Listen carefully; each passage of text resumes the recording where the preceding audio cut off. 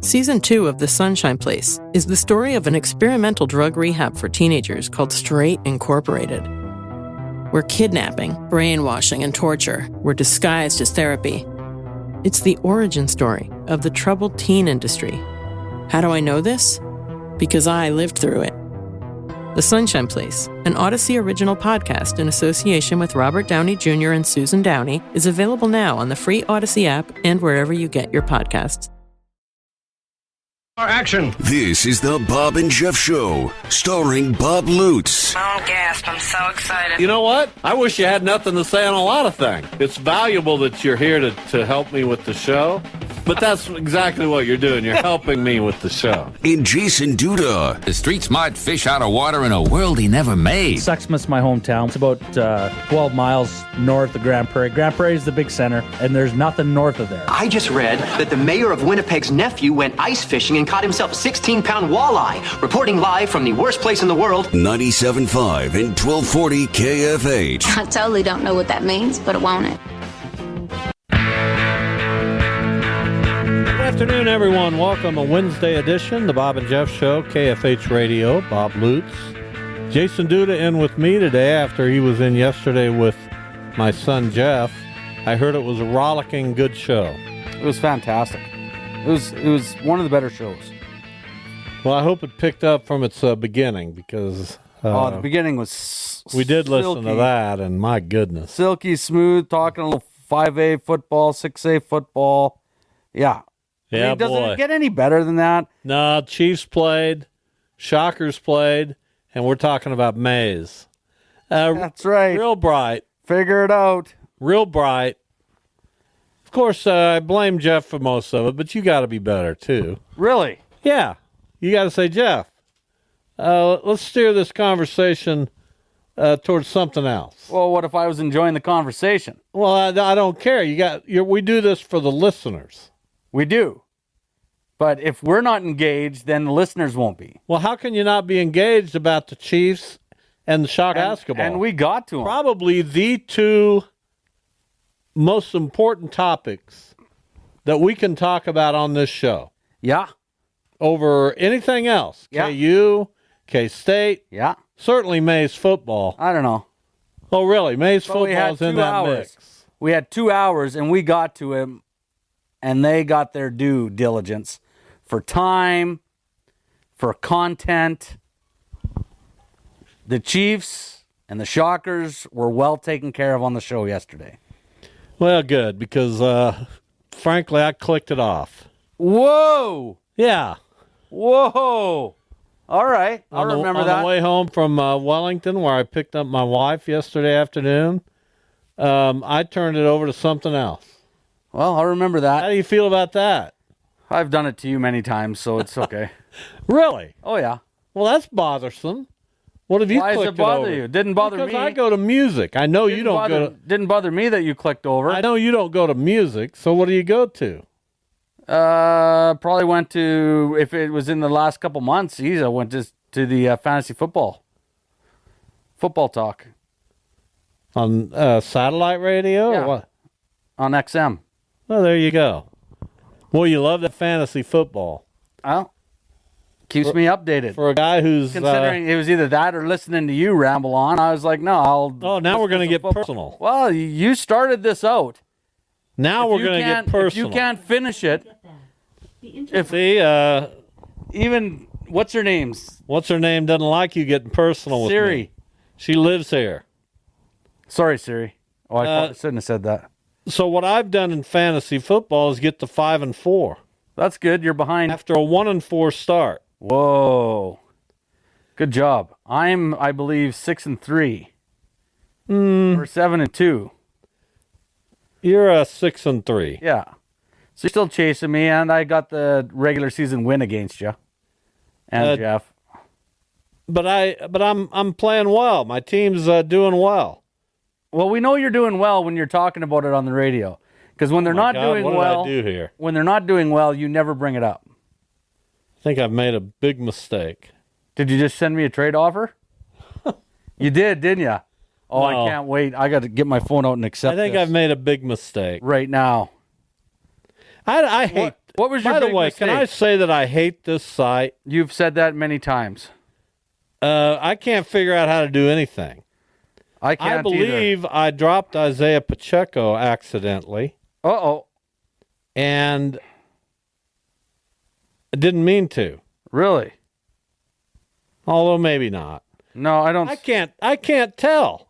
I honestly cannot tell. Well, is he on your bench?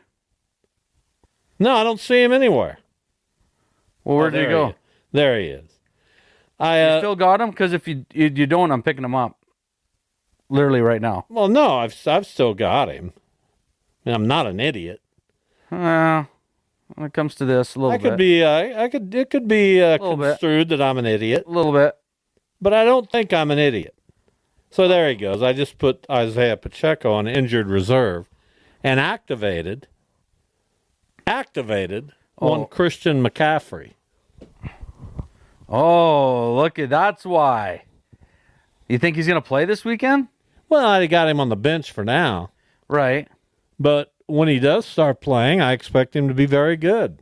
Well, we all do. I've been hiding McCaffrey and Pacheco. I haven't had them, and I've still won 4 in a row. That's GM of the year. Isn't You it? must be playing 4 of the worst guys in the league then. No, I beat the guy with 1 loss. Not too long ago, a couple weeks ago. All those guys are on Don bye. Harms took care of him to the point where he was texting me, trying to pay me off with Debbie cakes. Did you take any? No, I'm not into that.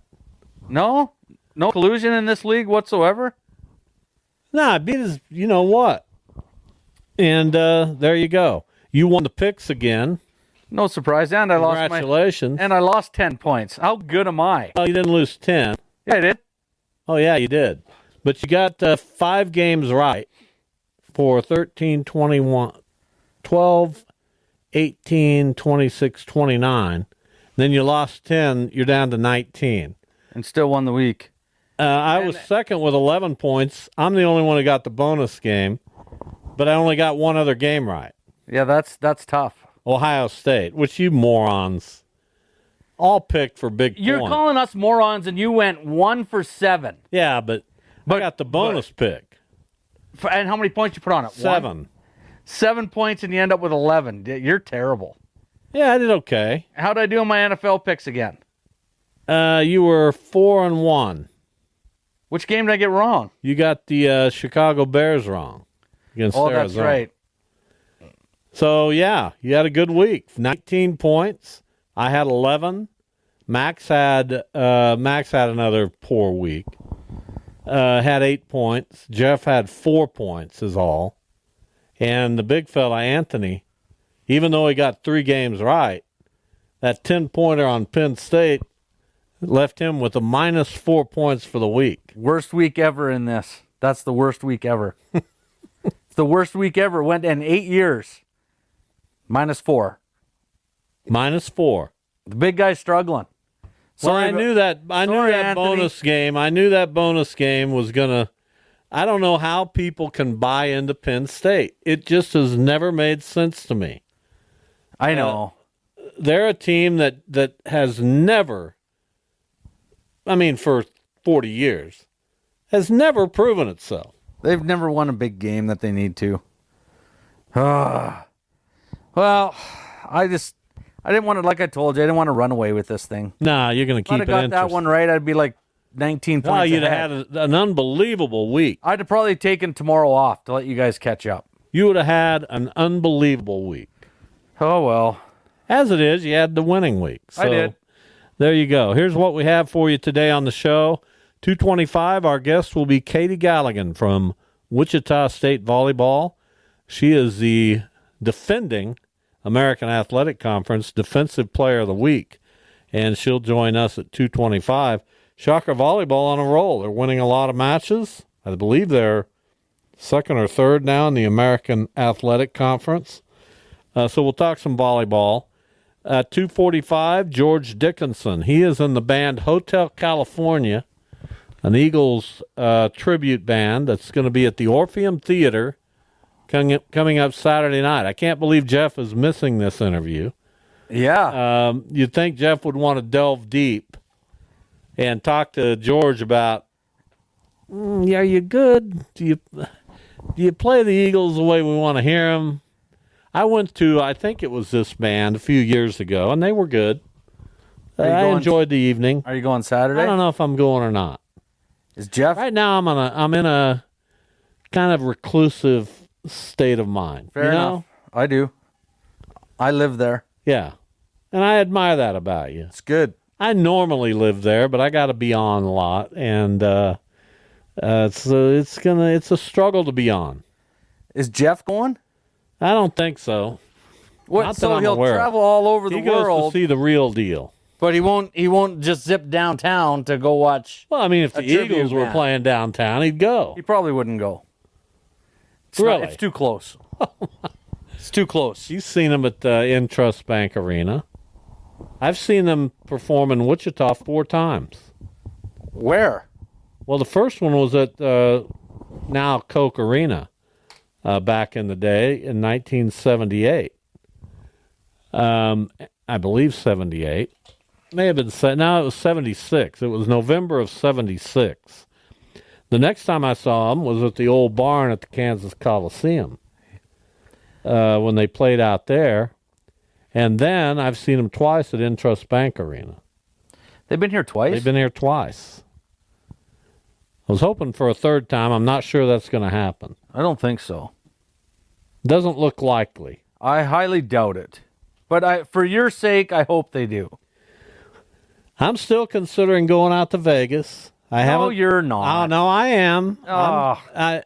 Every time I read about it, it's like I don't know that I can get to the end of my life, whenever that is, and I hope it's not for a while, and say that I bypassed this band's performance at the Sphere.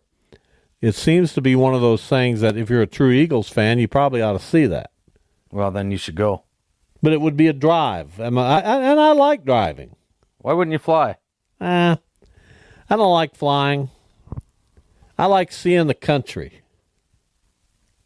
Yeah, but you've seen that part of the country. Now, I can go a different route. I can go through the southern part of Colorado, which I've done a little bit. I've seen it. Well, yeah, you've seen it all. No, I'm not saying that. Yeah, you've seen I'm it just all. saying that because I'm been alive a long time, and I've done a lot of traveling. Understandable. And I can't think of any place in that part of the country that I haven't seen. So, I don't know. Maybe then you should fly.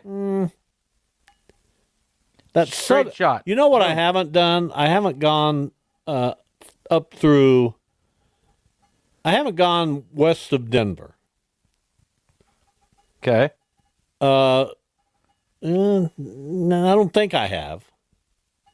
And that might be a possibility. Although that's a mountainous drive. It is. And if you do it in February or March, you're asking for trouble. You are. Why don't you bypass it and just go north, go into Canada, knock that off the bucket list, and then just drive south? That's a good idea. Well, kill 2 birds with one It's stone. about an extra 3,000 miles, but we'll look into it. Yeah, but you said you like driving and seeing the country. Yeah, I do. Well, then what are you worried about? Just do it. I don't have that much time. What do you mean you don't have much time? I don't want to leave my little doggy girl.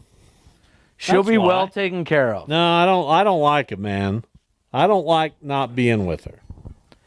Take I her know with that you. makes me sound. Yeah, it does. But take her with you. Are you as close to your dogs? Oh, I love my dogs, but I'm not as close to them as my wife. Not even. There's no. I think your wife and I, had we met under different circumstances, You might be married. you might we be seem married. to have a lot. I'm not saying this to be. We seem to have a lot in common. I know. Music, dogs. Other what else thing? do you need? Well, those are very important. Yeah. We both like my wife. Yeah, so that's good. One of us likes you. Which one is the question? It's up for debate. Yeah. That coin flipped in the air is going to land on its side. I would presume Dia likes you. She posts photos of you on Facebook. What? And calls you my better. I think once she referred to you as my better half, which that must have been a she mistake. must have been drinking. A typo error. Well, she doesn't drink, so well, maybe something got messed up there because it's that's. I don't know what happened, but That's anyway, Dia and I have quite a bit in common. I know. Weird. I don't know. Maybe something. She likes watching television, right? Yeah. Yeah, we just finished up Matlock. I know you like that one. Yeah, I do like that one. I knew I would because Kathy Bates is in it. She's good. Well, she's unbelievable. She's so good. She's good. And we're going to have Mike Furchess on to talk about pop culture, and I'm going to ask him about Kathy Bates. Does she get her due? She's 76 years old. You would never guess it in watching that show. She's at once funny, dramatic. She wears it on her face. She's a great actress. A great actress. Very good. And I can't wait for the next episode. That may well be my favorite show. It's good. It's on tonight, I think. Thursday. Is it on Thursdays? Thursday nights. It's Wednesday. Yeah. Tomorrow. It's trending in that direction as my can't miss show. Uh-oh. Yeah, and we were trying to get you to watch it, and you're like, yeah. Well, I'm not going to follow your orders. Oh, so Jeff and I bring it up, say, no, that's something you should do it. Just because we say it, you're not going to do it? I'm shocked Jeff likes it. Really? To some degree, because that's not normally what he would watch. Well, I don't really know what he watches, so I couldn't. He doesn't watch network television. I mean, outside of Scrubs and some of those shows, I guess you could say Matlock has some comedic tendencies. It does. There's moments of laughter and yeah, it does. Lightheartedness. It's a good show. I like the fact that it's got another little entity throughout the whole season. I'm guessing. Well, I like the way they're playing off the Andy Griffith Matlock. She mentioned Don Knotts the other night in an episode. I love that. And, that's probably, not probably, the Andy Griffith show is my all-time favorite television show. Well, there you have it. Have you ever seen an episode? Yeah, but I didn't watch it. It was just on. It was just on, and Dia watched it. I don't know. Maybe she did. If she watches the Andy Griffith show, I'm asking her out. Okay, well, let me see. This could be it. This is live on the radio right now to see if my spouse is going to go out with Bob. Well, I mean, did you watch? Does she watch the Andy Griffith show? Andy Griffith show. Now, likely her generation, she'll probably send back to you, I know about it, but I don't watch it. Probably. That's my guess. I can almost guarantee that. If she says, yeah, I've seen every episode. That's not true. Well, you never know. Well, we've never watched an episode. You never know. Well, I don't. She had a long life before she met you. True. 23 years. She may have grown up with it, as far as you know. Well, we'll find out here. Yeah, we will. We'll find out. But I'm going to say that the answer is no. Well, then you're safe. You're off the hook. Oh, thank goodness. So worried there for almost a millisecond. I won't ask her out. But for a minute there, I thought, this could be a dream date. It might be. Debbie and I'll watch a game. Well, Debbie loves watching games. Here, I got an answer. Oh, boy. Oh, boy. When I was young, I watched some, not all the time. Uh-oh. Yeah, it's over. I'm just going to tell her. How many episodes?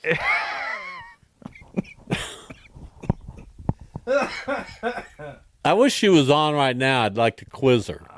She wouldn't know. Because I could give her a quiz about the Andy Griffith show and see how she did. And I could do it just off the top of my head. What was the name of the town drunk? I don't know. I have no idea. Otis. I should have guessed that. Yeah. Okay. Boy, now I'm struggling to come up. You see, you don't even know. You've forgotten already. thought it was your favorite show. Did Barbara Eden ever appear in the Andy Griffith Show? Yes. You just guessed at that, didn't you? Yeah, but I pretty much know that she did. What series was she most famous for? Who? Barbara Eden. Dallas. No. I'm guessing now. I know you are, and that's okay. I Dream of Jeannie. I was just going to say that one. Were you? Yeah, because it was kind of set back then, so that's where I was going. Okay, good. How about that? Did Warren Beatty ever appear on the Andy Griffith Show? No, he did not. Very good. Thank you. Warren Beatty, best known for his acting. Yes, very good. Good answer. Did Jack Nicholson ever appear on the Andy? No, he did not. He did. Did he really? Absolutely. Just one episode? Yes. Man, I was on a roll there. Did Don Rickles? Of course, Rixie did. Of course he did.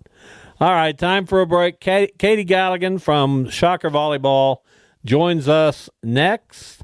Stay with us. It's Lutz, Duda, the Bob and Jeff Show, KFH.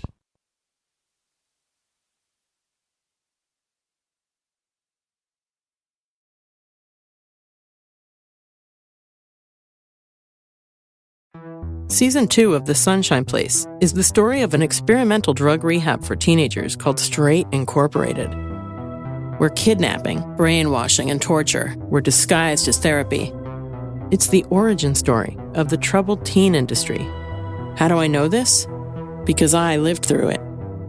The Sunshine Place, an Odyssey original podcast in association with Robert Downey Jr. and Susan Downey, is available now on the free Odyssey app and wherever you get your podcasts.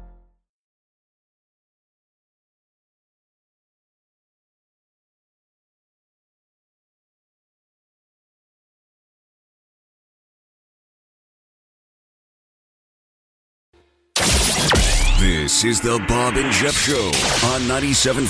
We're joined on the IHOP hotline by Katie Galligan from Wichita State Volleyball. Shockers red hot. They've won 4 in a row, 6 of their last 7. They head to Rice down in Houston on Friday to meet one of the conference co-leaders in the Owls. Katie, hello, welcome.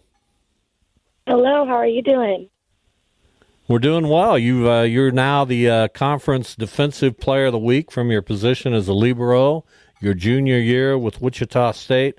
We talked to Chris Lamb, one of our favorites, earlier in the season, and asked him about this difficult non-conference schedule he put together and how you guys were going to survive that. And here you are coming out the other end playing really good volleyball. How much did that early season difficult schedule prepare you? Well, people who know Chris Lamb know that he definitely puts together those tough non-con schedules. I'm a big believer in playing people who are better than you makes you better. We knew that it was going to be tough, but overall, I think that it did really help us. We played teams who had very quick offenses, very aggressive serving, very good ball control. And I think playing teams like that, we had to find options and ways to score against them. And then when it came time for conference, still facing very good competition, but we were better adapted to it. So I think that is really impacted by having a tough non-con that Lambeau put together for us. Katie, you're from Nebraska. Can you give us a little bit of the rundown on how you got to Wichita? Was it a place that you were looking at? Just give us a little background on how you ended up getting here. Yeah, so I played club volleyball for Nebraska Elite Volleyball, and everyone on my team was entering that time for recruiting. So I started to look at schools and reach out to schools. And it was during COVID, so it was kind of a weird time period, I would say. But it was actually Sean who reached out to me. He was one of the old assistant coaches for Wichita State. He actually reached out to me, and we set up a phone call, and that's actually the first time I talked to Lambeau. And just kind of the way he sounded over the phone, you could tell he just loved volleyball, and he had such a unique perspective on it that I really had never heard from anyone else. So just figuring out more about the school, it was a drivable distance for home, still in the Midwest, and everything kind of fell into place. So that's where I ended up. Talking with Wichita State libero Katie Galligan. She is the reigning Defensive Player of the Week in the American Athletic Conference. Jason mentioned you're from Nebraska. They happen to have a pretty good volleyball program up there. How much did you follow that program as a kid getting into high school? How much respect do you have for what they've been able to build in their volleyball program at the University of Nebraska? Well, being from Nebraska, everyone around there is a Husker fan, whether it's football or volleyball is a big one as well. I remember watching the games when I was younger and just thinking it was incredible, such a fun atmosphere for sure. And then to be able to go and play there earlier on this year was really so surreal. It's something that I never thought I would do. But I just think that the program that they have created, the atmosphere, the community around it, and just around sports really in general in Nebraska is second to none. I don't think you can go many places and find it. And I just think that's something that's very unique and very cool. And I'm happy to have been able to grow up watching that and then become a part of it now today. Kitty, was volleyball your sport as a kid? Did you play other sports? And obviously in high school you must have been very good. Was that the only sport you played, or when did you fall in love with volleyball? Volleyball was actually the last sport I picked up. I did soccer for a really long time. I did gymnastics, kind of. I did tumbling. I did hockey, actually. I danced. Like I said, soccer was the biggest one. But then volleyball was in sixth grade. I was actually just playing with a blow-up ball in my friend's basement, and her mom said, you should just go try it. And so my mom signed me up for it, and very early on, I knew I loved it. It was an easy decision for me. I actually quit soccer the following year. It was at that point where I really enjoyed volleyball a lot, and if I wanted to go bigger with something, I needed to focus on it. So I went with just volleyball, and then I just stuck with it and loved it ever since. So I think it was really, since I first started, I really loved it. There's never any doubt in my mind that I didn't want to do it. Katie Galligan is with us from Shocker Volleyball. So, as we said, the Shockers have been hot lately. They're on a good roll. What's led that? Well, it looks like this front line has really started to click. Tell us about some of those people. Absolutely. I think that something that we really focus on is volleyball is a team sport. So it's not six individuals out there, it's one team. And I think building connections is huge. I know that some of my teammates have talked about this. Izzy is, our quarterback of our team. She's the connection between the back and the front row, and she's good about giving feedback to both us as passers and defenders and also to the front row as well. She's very open to feedback, too. I hear the hitters giving her all the time.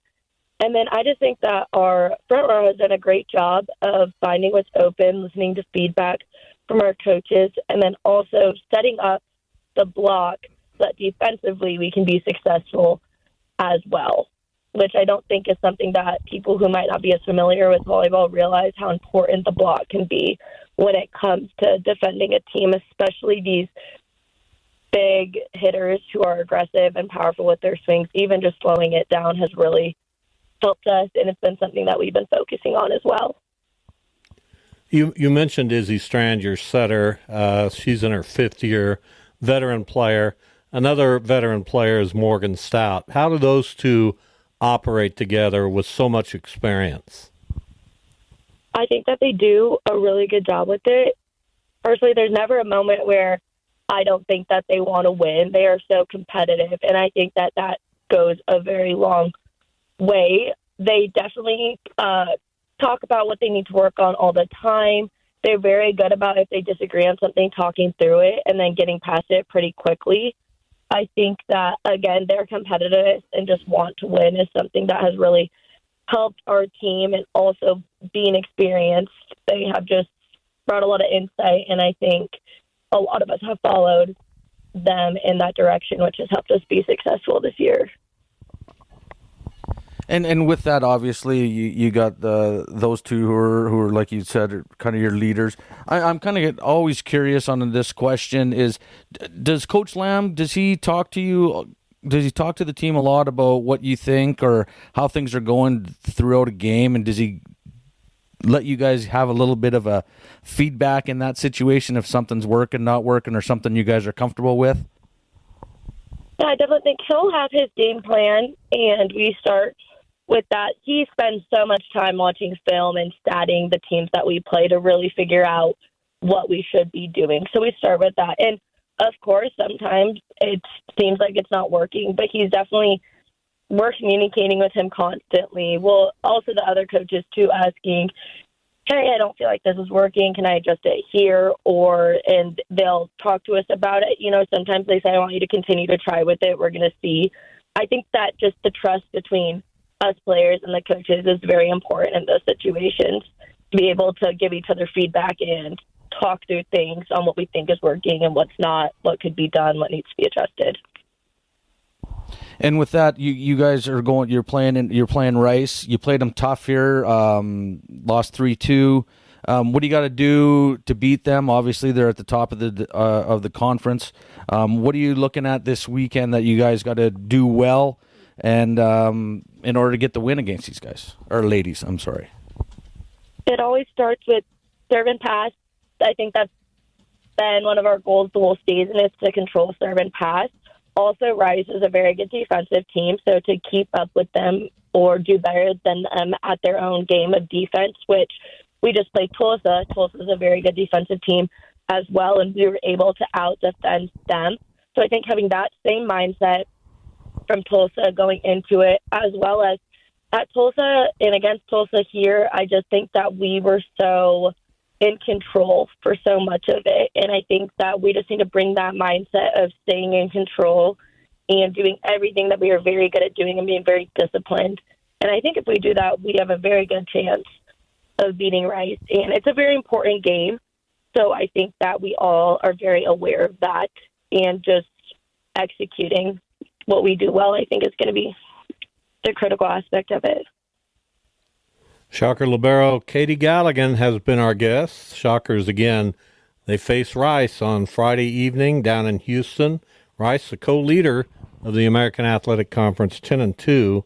Wichita State at 9-3. Katie, good luck. We'll talk to you soon. Thanks for being with us. Thank you. I appreciate it. All right, Katie Galligan, Shocker volleyball. Picked that sport up and immediately said, I'm going to can soccer.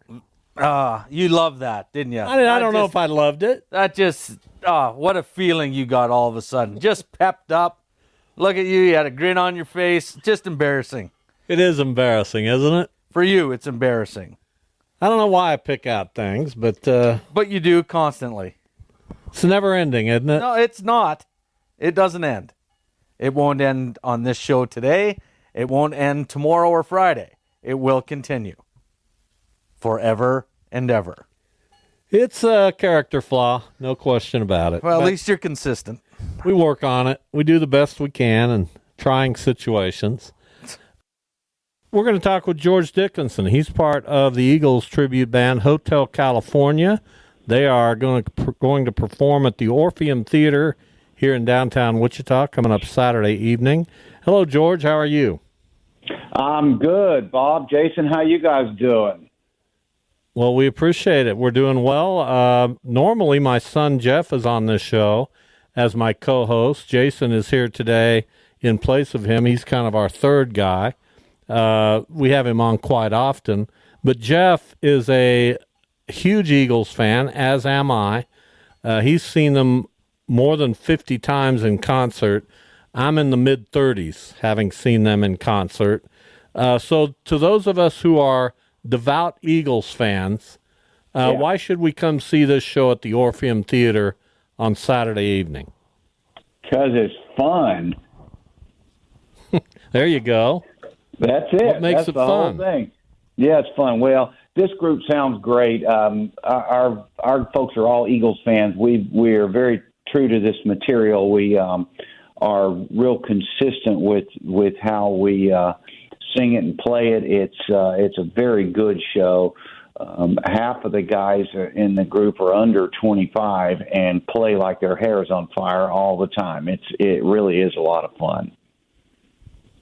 How'd you get into a tribute group? I mean, that's kind of a little different than the norm, but give us a little background on how this came about.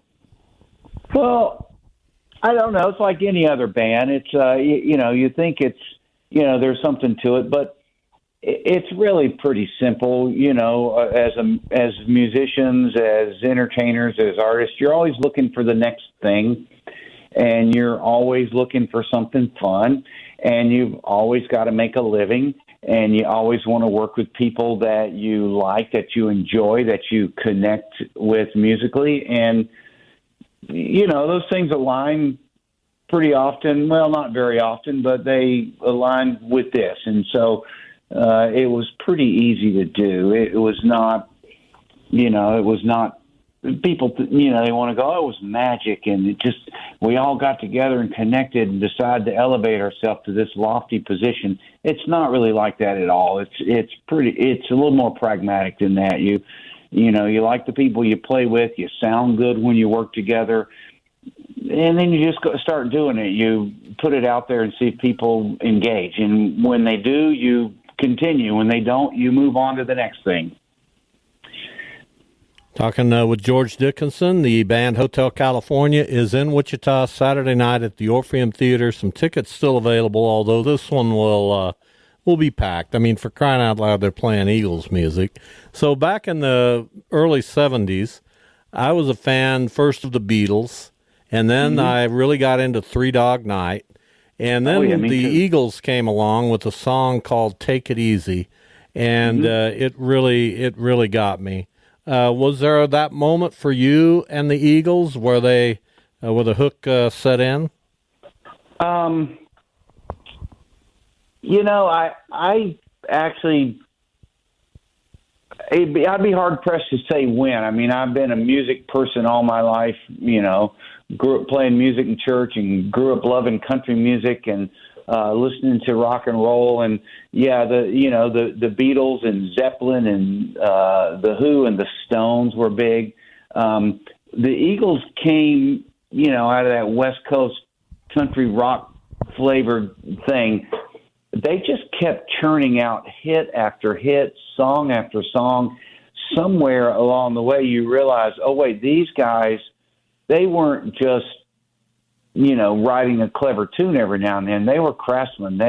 If you go back and listen to their entire catalog of material, there's pop songs, there's rock ballads, there's country rock, there's things that could be folk, and they were just good at song crafting. And it wasn't Take It Easy for me. It was probably a little bit later. But when you go back and look at the body of work, it's pretty apparent that they were craftsmen, and they've pretty much been the soundtrack to our life. And their catalog, I think, somewhere down the road, when history puts them in their place, it'll be along the lines of a Stephen Foster or a Glenn Miller. Only for those of us who like pop music. Well, George, was music always, was that something you grew up with? Because Bob and I have this argument on the show all the time, because he grew up with music. I didn't really. Yeah. Was that something that was always with you as a kid, and you grew up and it's something that you just knew you wanted to do, or did you fall into it? Well, it was always part of my life actually my whole life, not just as a kid, as a young teenager, as a young adult, but I think probably my teens, when I discovered I had a feel for it, I fell in love with it, same as you. Beatles, Stones, Zeppelin, for me, I really connected to country, so it was George Jones and Merle Haggard and Roy Acuff and things like that.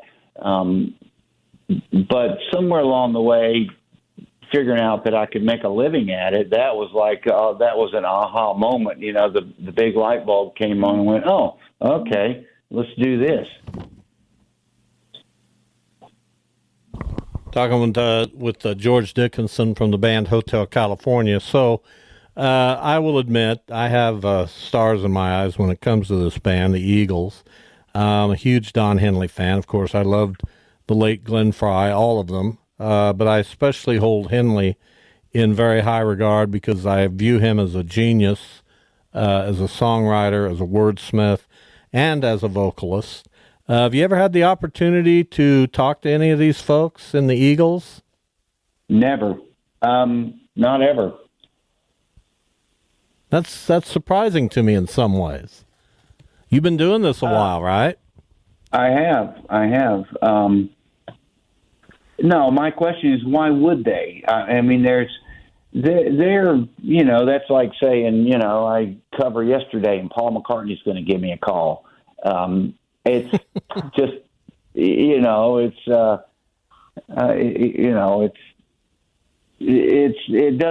not. Well, let me explain realistic. why I asked that question, George, because I'm a journalist, and one thing I've learned in my many, many years of doing journalism, you ask a question, you may get a hell of an answer. So you roll the dice on something like that. What's to say you wouldn't have said, yeah, Don Henley called me back in 2004 and we talked for 10 minutes or something, Yeah, well, I totally understand, and I kind of feel the same way. You don't get anywhere unless you ask, unless you pursue it, unless you go after it. And but that's an honest answer. I don't know why someone like Don Henley or Glenn Frey would. It doesn't make any sense. They don't need to communicate with us. They don't need to talk to me. I'm honored to be able to play their material, but that doesn't affect them or really contribute to their life. We've all played their material. If you grew up playing piano or guitar or singing in clubs or, hockey tonks, you've played a bunch of Eagle songs. So that doesn't really set us apart for them. What's your favorite Eagles tune to perform? It varies. It varies from day to day, from my mood. Hotel California is always fun because it's such a musically rich song. But like I said, I tend to lean a little bit more toward the country stuff. I still like playing things like Tequila Sunrise and Best of My Love. I mean, we tweak those a little bit. We don't just play them the way the records are. We add pedal steel. We add other instrumentation in there that give it a little bit of a unique flavor compared to what the actual recordings are.